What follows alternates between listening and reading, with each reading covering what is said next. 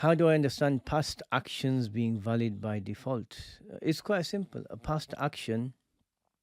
So, for example, you prayed, you fasted a day when you were 19 years old, right? Let's say 5 years ago you fasted, and now you think, well, maybe my gums were bleeding, and maybe I swallowed that blood. Is there any way that you can check? And the answer is no, right? The answer is no. And so there's no way to go back and check. So the default assumption is siha.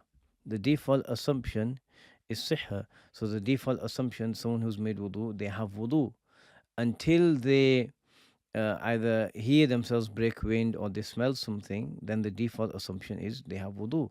So someone who performs the wudu and then cannot remember that he he invalidated his wudu, even if it's 10 hours later, then, and if there's nothing to suggest that yes, he did invalidate it, then he's got wudu, he can pray. So the qaida here, the principle here is al yaqinu la yazulu bishak. Certainty is not lifted by, it's not removed by doubt.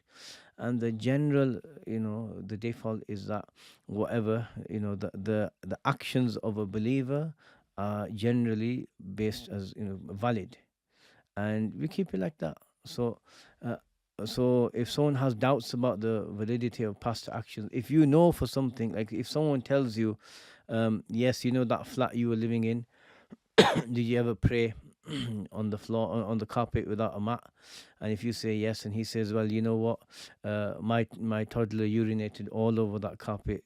There's not an inch where it wasn't there, and I didn't wash it. And if you haven't washed it, then yeah, it turns out. And if you believe this guy, yeah, if you think he's lying, that's another thing. But if he's upright and you believe him, then yes, okay, you got something to indicate that a condition was missing, the purity of the place of prayer. But otherwise, we assume all actions are valid unless there's a solid reason to tell us it wasn't. لا إله إلا الله محمد رسول الله